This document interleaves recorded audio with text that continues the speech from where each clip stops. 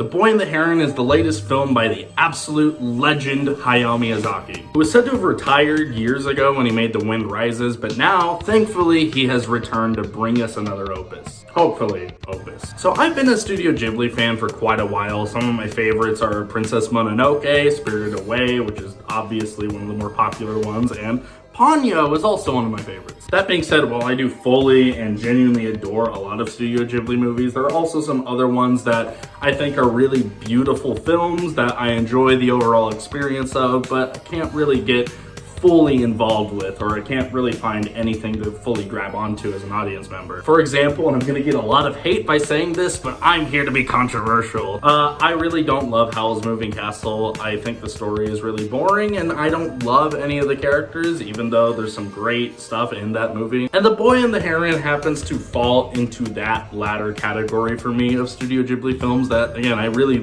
kind of love the experience of, but don't get fully involved with. This is by no means a bad film. In fact, I'd say it's a very, very good film, a very beautiful film. But the story kind of just follows this 12-year-old boy whose mother dies at the beginning of the movie, and then he has to move into this new town and get this new stepmother type figure in his life until a talking heron tells him that his mother is still alive. So then they embark on this quest to find her, sort of thing, which is honestly typical Studio Ghibli fare. And I know that there aren't many stories that haven't been told, but the issue is just that there is nothing really all that unique to me about this in regards to not just Studio Ghibli, but just fantasy in general. My favorite parts of The Boy and the Heron are more some of the episodic adventures they go on, as opposed to things relating to the main plot. Because there are some amazing creatures in this movie, and God, the designs are just all so creative and original and awesome. And there are certain aspects of this world that they travel to that I found very fascinating.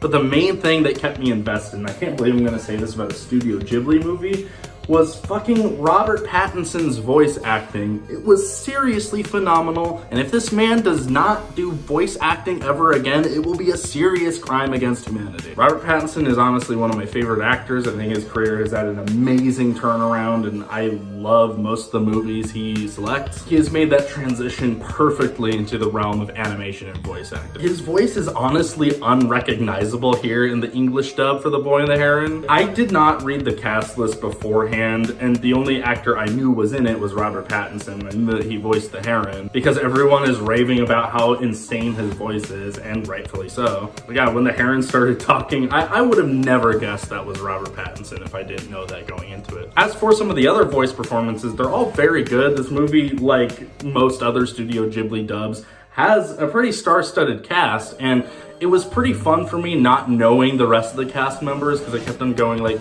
is that this person? Oh my god, that's fucking awesome. And then whenever the credits rolled, I was like, it is that person. That is fucking awesome. So it goes without saying that there was enough in this movie to keep me along for the ride until the end. There was never 1 second where I felt like leaving the theater whatsoever. In fact, I would say this movie demands to be watched in a theater. Don't get me wrong, it's great watching Studio Ghibli films at home, especially if you have a really nice TV and a great sound setup, but nothing really competes with seeing a Studio Ghibli movie in a theater with the sound all around you, with the screen taking up most of your senses. And it's one of the reasons why it really excites me that this movie is doing as well as it is at the US box office. Because aside from the Spider-Verse movies, I feel like with US animation in theaters, there's a very severe lack of creativity. A lot of them are just very boring and have that same generic, awful CG look to them. But seeing how well this movie is doing shows to me that there is proof that there's an audience out there in the US